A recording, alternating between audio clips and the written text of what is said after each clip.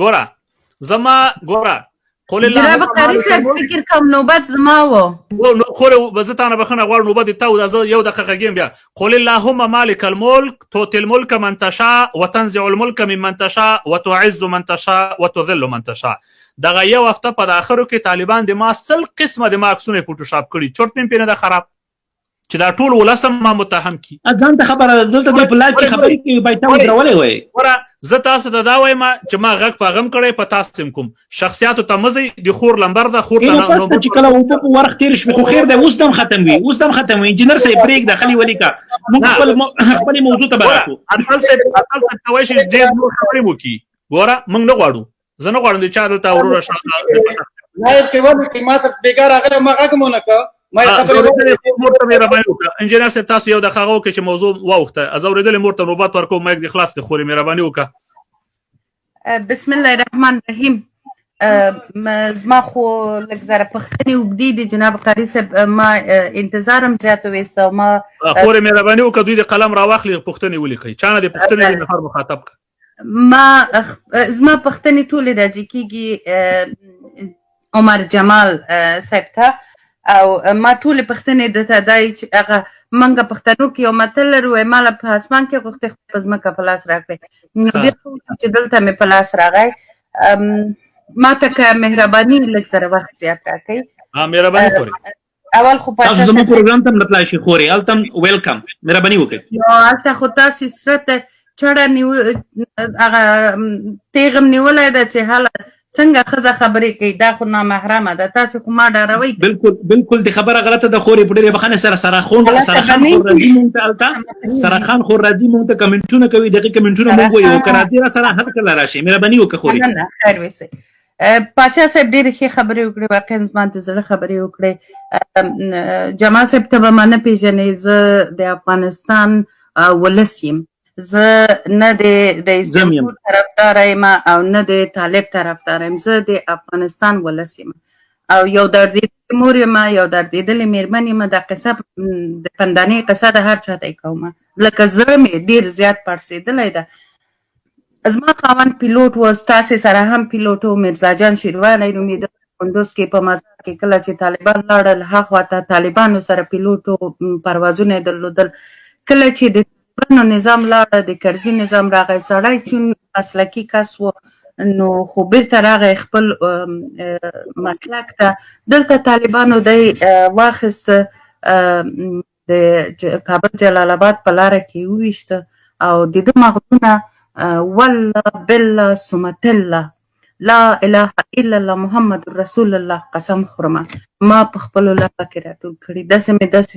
د موټر چت پورې چې نښتي و راټول کړي مې دي داسې په لپه کې داسې ما ساتلي و زیارت مې کوه ورته او نه مې ځمکه پېژندله نه مې اسمان پېژنده او 4 دانې راته ماشومان یتیمان پاتې شو نجونې دوه هلکه ښه صحیح واوره زه ملت یم زه نه اشرف غني یم نه ملي اردو یم نه امنیت یم نه طالب یم زه ولس ما ماغزه په خپل کور کې ساتلي وو دلته خلکو ویلي وای دا وبال ده دا باید ښخ کړي زه به یې په قبر پرته وم ما به یې قبر سره غاړۍ اچولې او ما به ورته ویلي چې ته ما ته یوه خبره وکړه زه راغلی یم یو اواز راوباسه چې اواز دې واورم ما سره خبرې نه کولې له هغه جینه راوتښتېدله ملا غلمه خارجي ملک ته چې ودرېږه د ماشومان مې پناه شي زما لورکۍ 14 کلنه 14 کلنه لور زما انګریزانو په چاقو ټک چاقو یې وهلې وه تکه تکه یې کړې وه کلمې ورته ویستلې وې په سړک کې کلمې پرتې وې ځکه چې دا مسلمانه ده زما لور په دې خاطر وژل شوې ما په خپلو لاسو خپله یتیمه لور خښه کړې ده زه ولس یم نه زه دې موټر لرم نه مې د کوره کوم سیمټي دیوالونه چارپېر دي هېڅ شی نه دي هېڅ شی نه دي ما خپله لورکۍ خښه کړې په دې جرم چې مسلمانه ده ما خپل خاوند خښ کړی په دې جرم چې کافر ده زه څه شی یم درد زما په زړه کې ده قاری صاحب محترم زه نه غواړم دا لایف کې هغه په ډېر په خپل شخصیتو کې لاړه شم چې په ما باندې ډېر زیات فشار راځي عمر جمال صاحب ته چې نن راځې او وایې چې دا 5 ګوتې یو رقم نه دي، دا 5 واړه ګوتې یو اندازه درد لري که نه لري؟ آیا 5 واړو ګوتو ته چې یو درد ورسېږي یو ستن چوخ کې، آیا فرق شته دا 5 ګوتو کې؟ ټول دا هر څوک چې دا خبره کوي چې 5 ګوتې فرق لري دا غلطه ده. 5 واړه ګوتې یو شی دي. طالب وایي شریعت کې چې ته شرعي نظام دعویدار یې، ته شرعي نظام غواړې، ته د طالب ملاتړ ځکه کوي چې طالب شرعي نظام وي. ما په تا قصاص حق ده که نه ده؟ آیا زما قصاص په تا حق ده که نه ده؟ آیا زه چې ماښام دروازه بندوم زما د دسترخوان په سر یو نارینه نشته چې کښېني؟ زما ماشومان تر اخر د عمر په د یتیم په نامه یادېږي. آیا زما قصاص په تا حق ده که نه ده؟ آیا زما قصاص حق ده که نه ده؟ مګر ما خپل قصاص تا نه اخیستی. پوهېږي څه رقم مې اخیستی جمال صاحب؟ ما خپل 3 واړه ماشومانو ته قلم په لاس ورکړی. ما خپل 3 واړه ماشومان د تعلیم او د دین او د هېواد د ساتنې او فدا کولو په روحیه ما راغټ کړي دي. زما ماشومان چې دي هغوی قلم پیژني، توره نه پیژني. ته عمر جمال صاحب ته چې له طالبانو سره کښېنې هغوی ته دا ووایي چې قلم قصاص په قلم واخلئ نه په توره. هلاک کورنۍ مه هلاکوئ. ته وایې چې زما څو پوښتنې دي تاسو نه. ته اول زه هم امریکا وژلی یم او هم طالب وژلی یم. جمال صاحب ته ماشومان لرې؟ فکر وکړه ستا مېرمن هېڅوک نور نه لري په کور کې، ماشومان ورته رالغاړې دي. له کوم چې ورته ډوډۍ ورکړي، سپي پرې نه مینځي، څه وکړي؟ آیا ستا واړه ډوډۍ غواړي که نه غواړي؟ جامه غواړي که نه غواړي؟ هغه مېرمن چې لاندې شي سپي پرې نه مینځي هغه څه وکړي؟ څه شی وکړي؟ ته ما ته دغه جواب راکړه. دغه واړه یتیمان ما غوندې په سلهاوو مېرمنې داسې دي چې هغې نه له زما هم طالب دښمن ده. مسلمان ده باندې خدای کافر که کافر خو کافر و.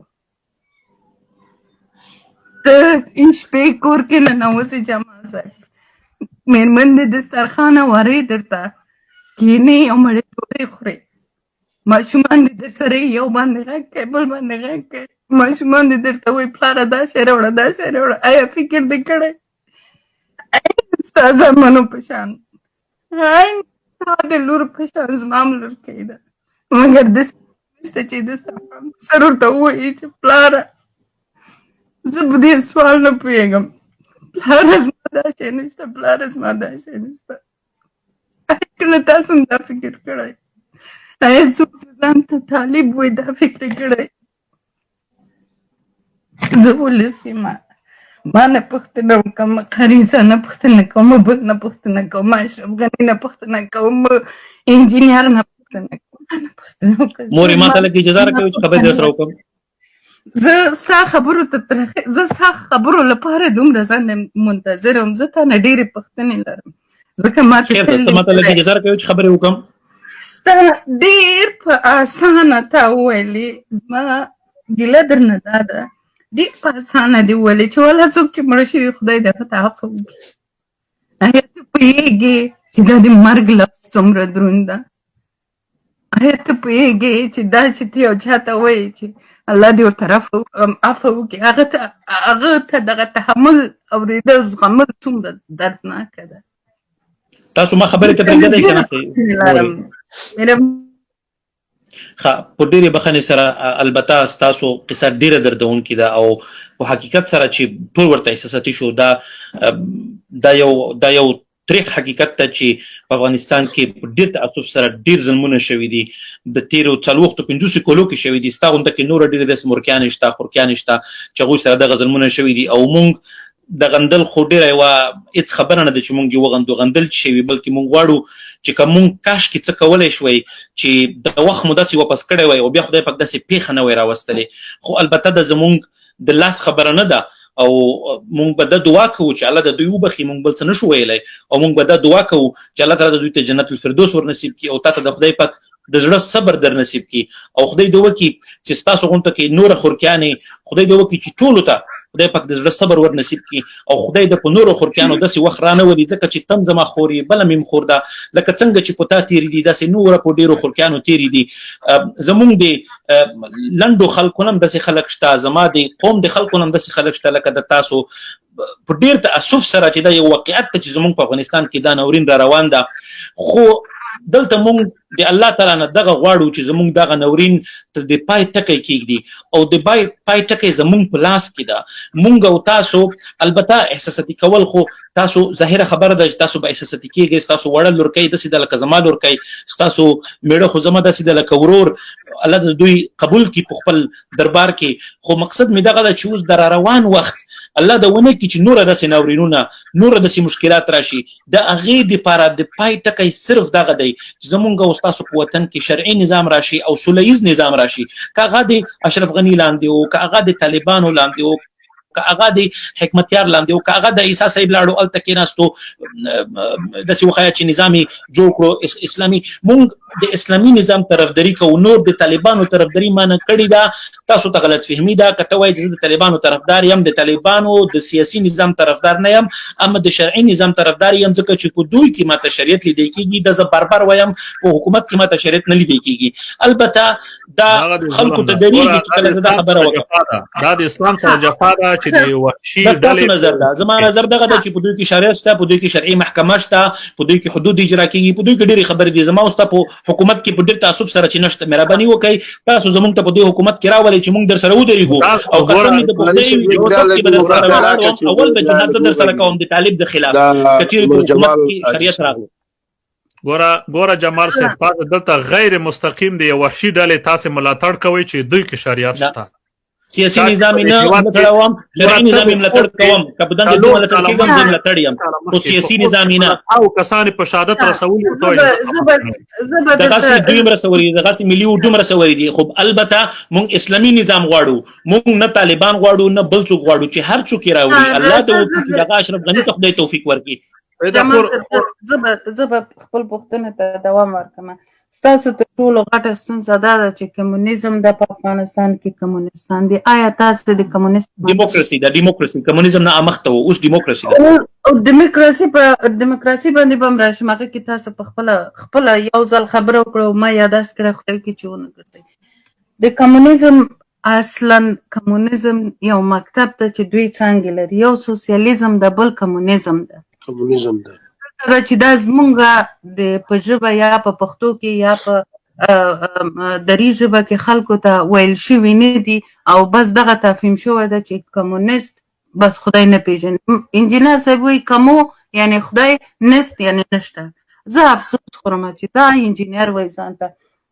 کمونیزم یو سیاسي اصلا یو سیاسي مکتب ده چې دوی څانګې لري، یو سوسیالیزم ده بل کمونیزم ده.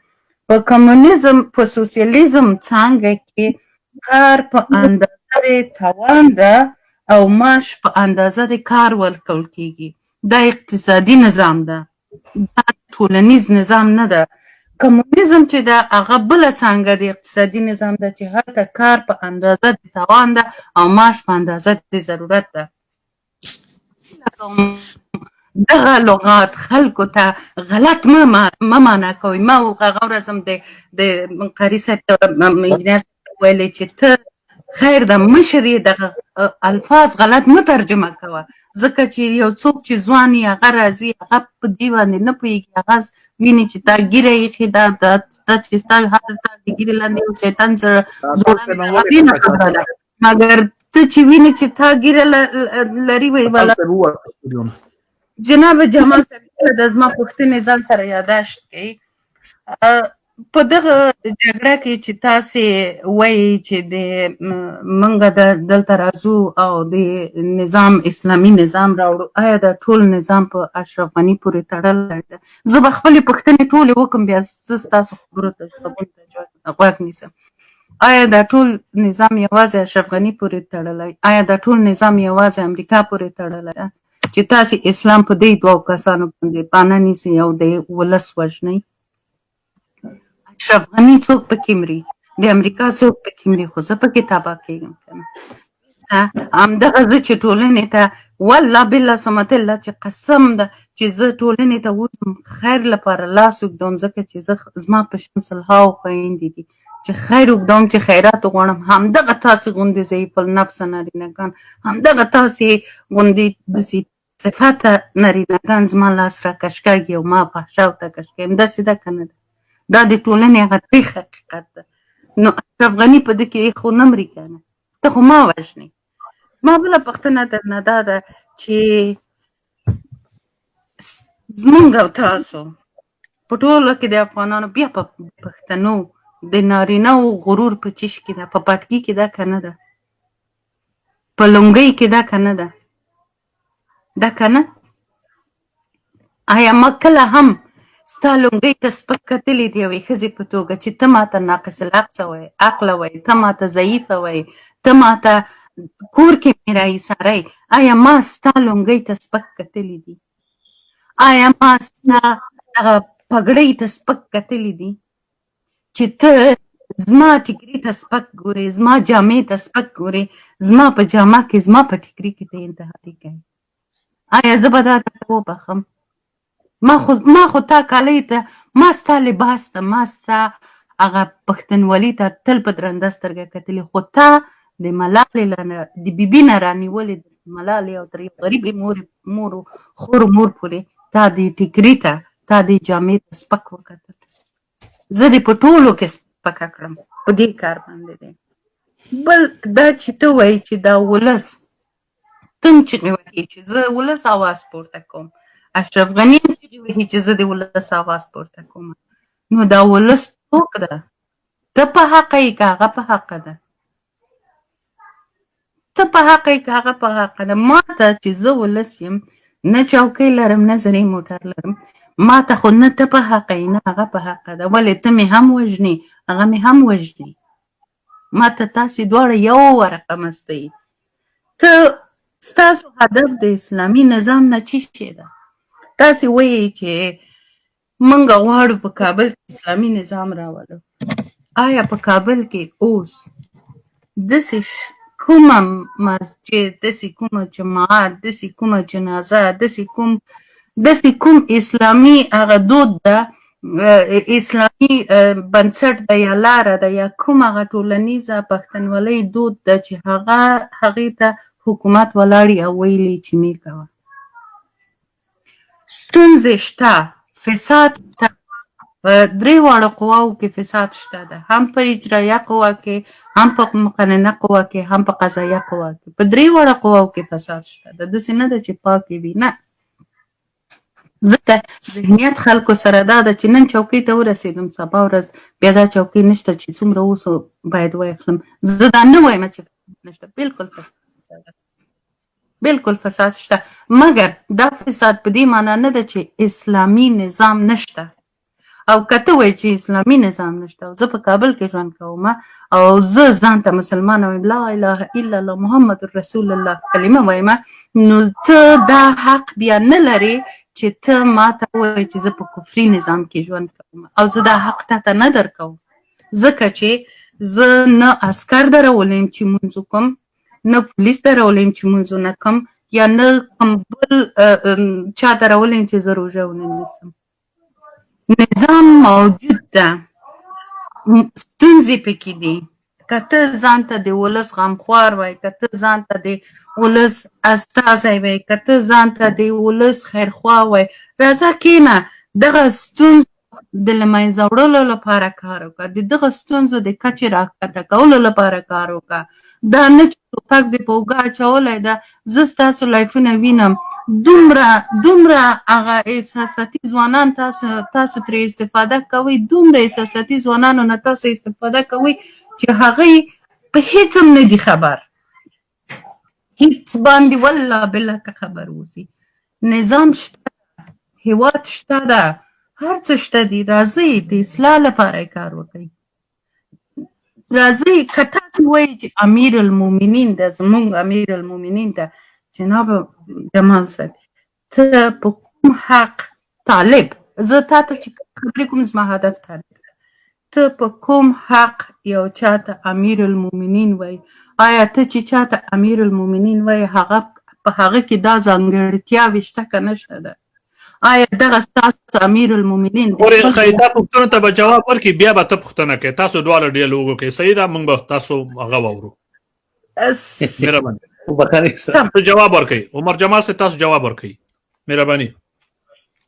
ښه بخښنې سره مورې ماشاءالله پوښتنې خو دې ډېرې وې، خو زه به کوشش وکړم چې څومره څه علم خدای پاک ماته راکړی دی چې خدای توفیق پرې راکړي او جوابونه درکړم او معتدل اسلامي جوابونه وي چې اسلام په اصل کې معتدل ده، په اسلام کې افراط او تفریط نشته. تاسو خورکۍ ووی چې تاسو وایئ چې موږ دلته اسلامي او مثلا موږ دلته اسلام راولو، نو د اسلام په اشرف غني پورې تړلی ده یا په امریکا پورې تړلی ده؟ او تاسو زیاته کړه چې په دغه خو اشرف غني نه مړ کېږي، بلکې نه د څوک خپل مړ کېږي، بلکې زموږ ولس مړ کېږي. خورکۍ تاسو ته دلته یو وړوکی سوء فهم ده. زه طالب نه یم، نه د طالب نمایندګي کوم او نه د طالب طرفداري کوم په سیاسي لیول او په دغه لیول چې د دی روان ده. د شریعتي طرفداري کوم چې د نظام شرعي